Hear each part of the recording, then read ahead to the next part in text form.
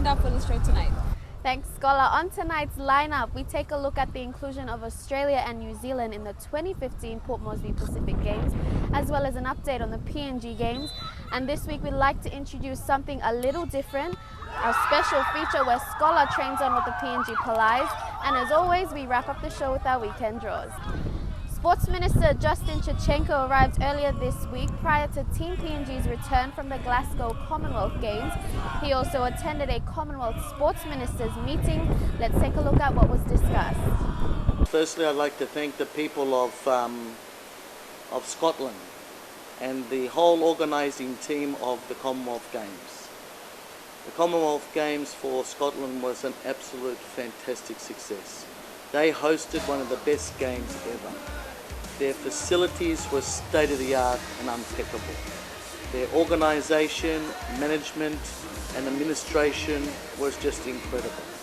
Everything on time, everything professionally done, and we for the Pacific Games have a lot to learn from them.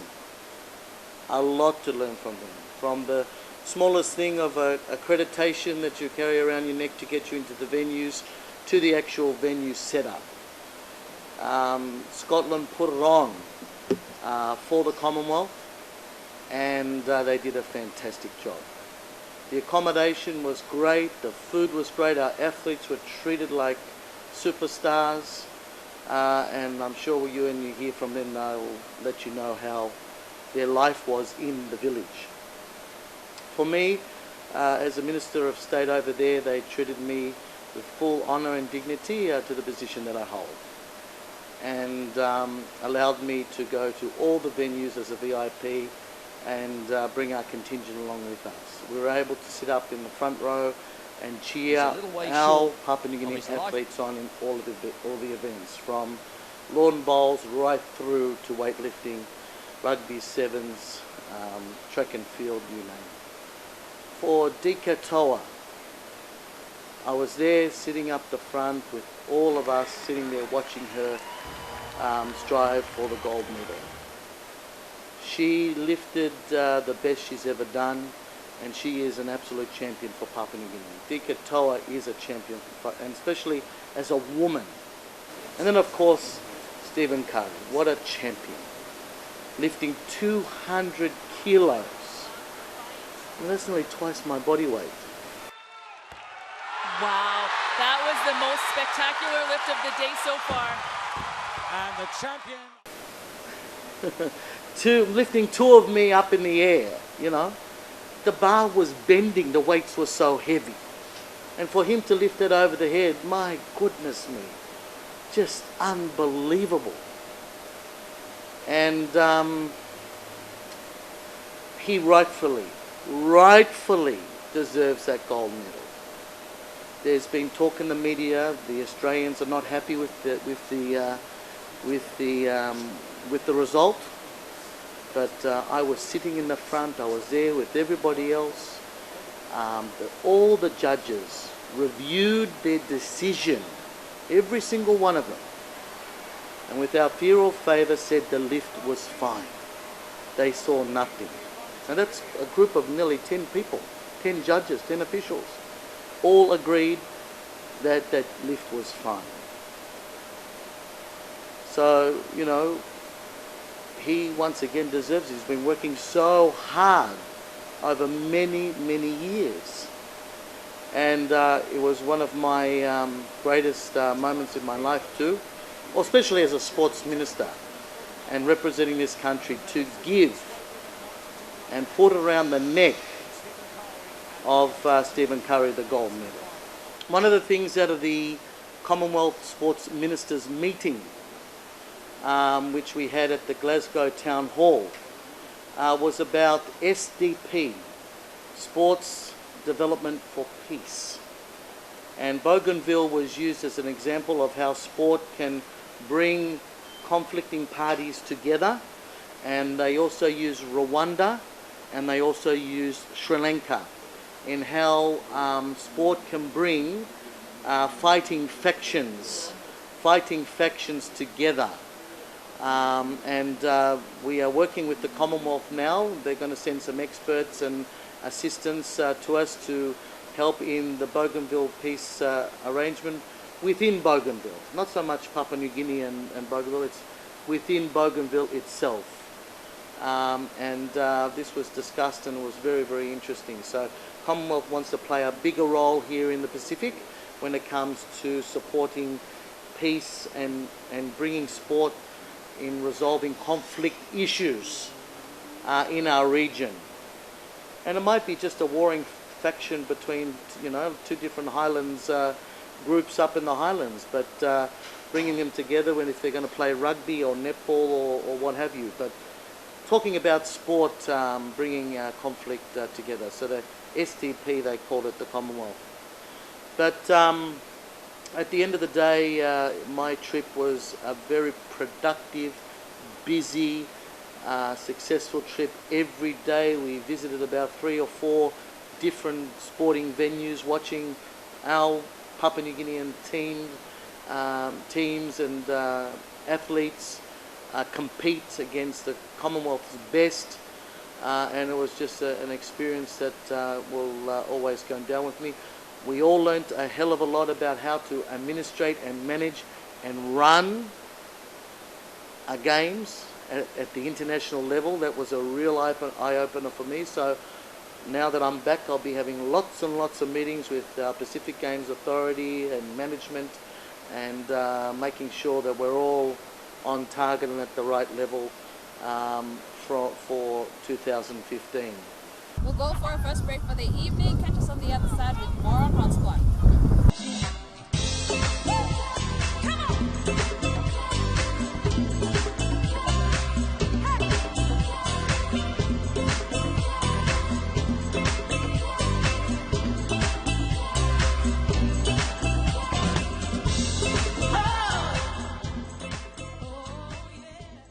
With the conclusion of the Commonwealth Games, the next biggest sporting event on the calendar is the 2015 Pacific Games.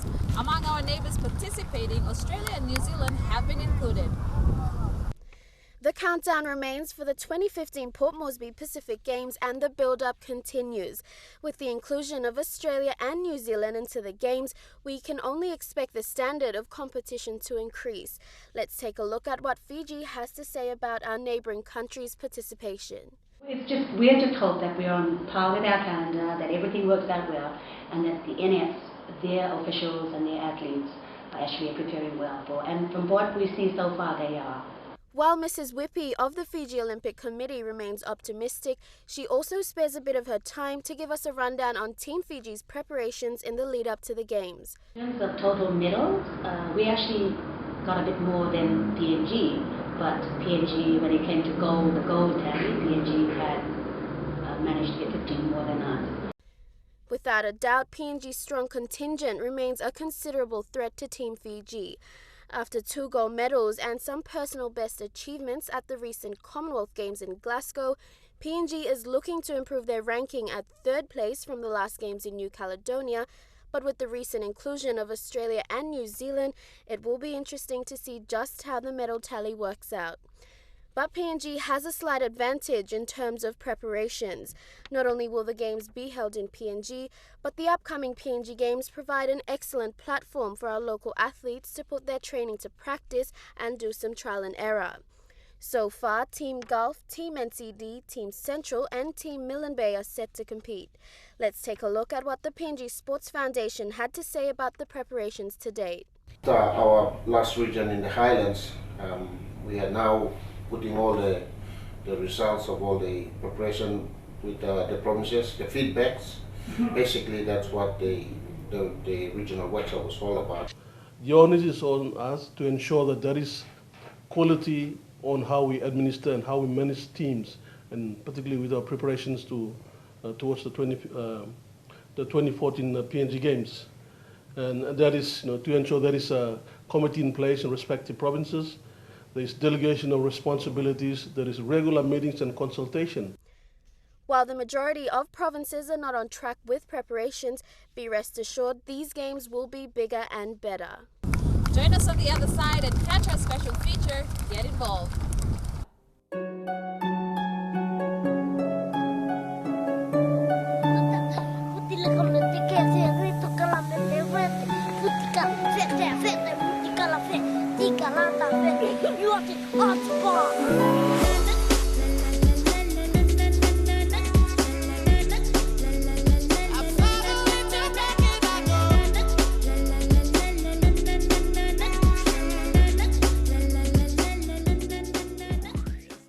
If you've just joined us, you're watching Hotspot. On our special feature tonight, Scholar makes the brave decision of training alongside our women's rugby team, the PNG Palais.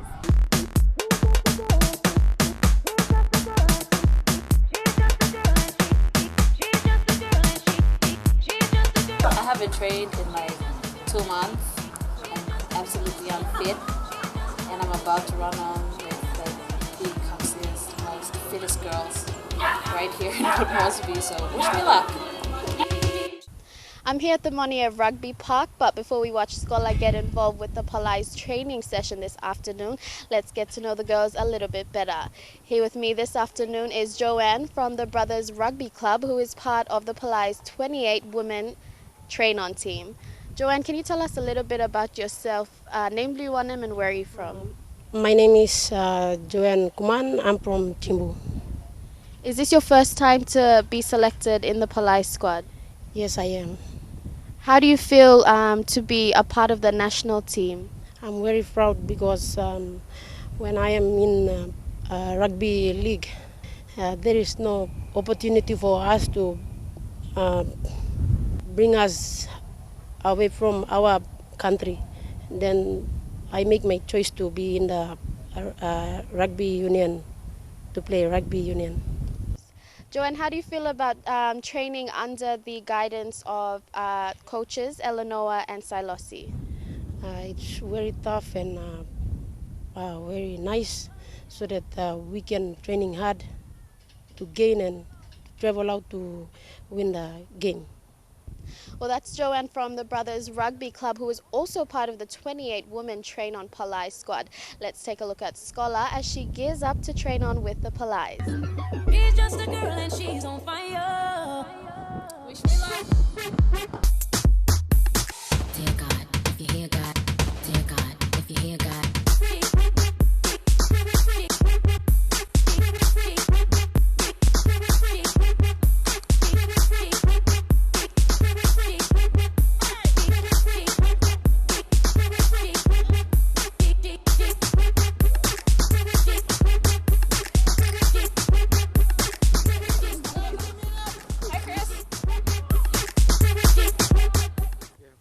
Velji, can you tell us a bit about yourself, your name and where you're from? My name is Velji and I'm from Warama. Is this your first time to make it into the Palais team? Yes, I am. How do you feel about playing for the national team? I feel good and I'm really proud of myself. You come from a netball background playing for Rebels. What made you switch to rugby?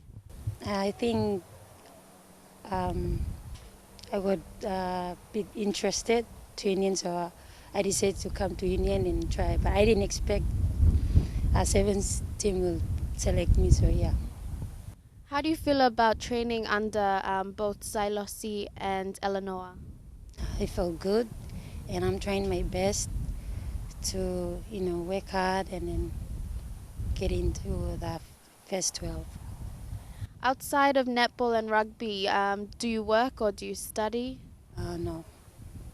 Thank you very much to the PNG RFU, the coaching staff and the ladies of the Palais team for letting us pop by for your training session. All the best in your upcoming Oceania meet. We'll go for our final break. Up next is the weekend draws.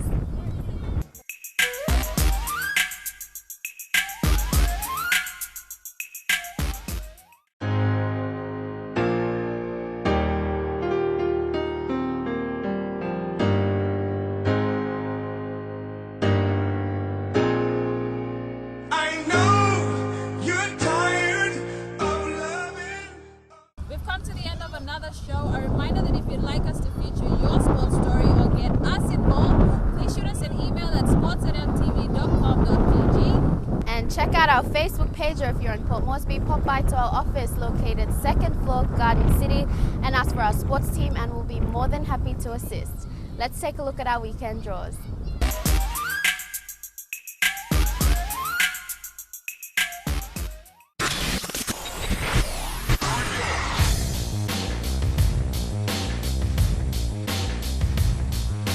We start off with the AFL, and on Saturday, the Gulf Giants go up against the Bomana Cats as Concept Koboni face off with the Lamano Dockers. While on Sunday, Moniplus Tarama Suns will meet Central Bombers and Gordon Kokofa go up against Defence.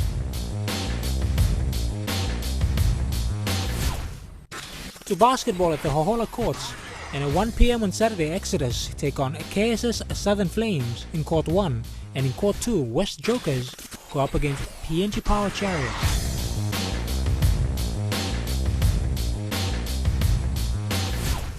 In Port Moresby Hockey, the NCD Team 1 will take on NCD Team 2, and Bismarck Red take on Zogole, while in the women's, Wanderers go up against the Golden Eagles.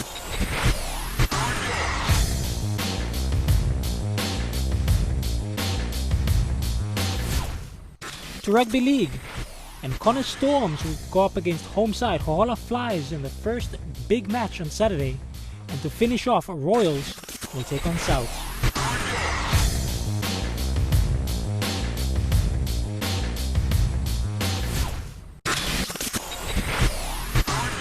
To soccer, and the NCD Public Servant Soccer Association matches in the A-League Men's will see Wantox meet Bura FC, and Amoana Revival go up against City United.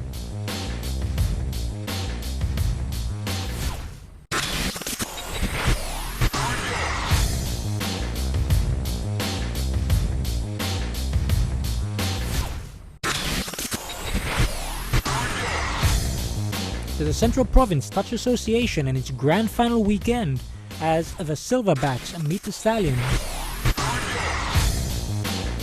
In Port Moresby, there will be a motorcade around the city to officially welcome back our athletes from the Commonwealth Games, and hopefully you can catch a glimpse of Stephen Curry and Dikatoa. And tune in on Saturday at 6:30 p.m. after the news to catch Welcome Back Team PNG.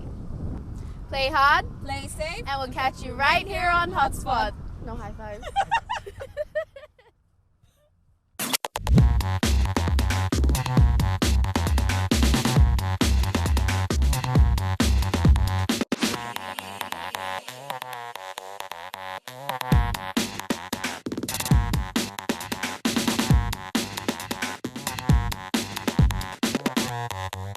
I'm on to start calling for their players.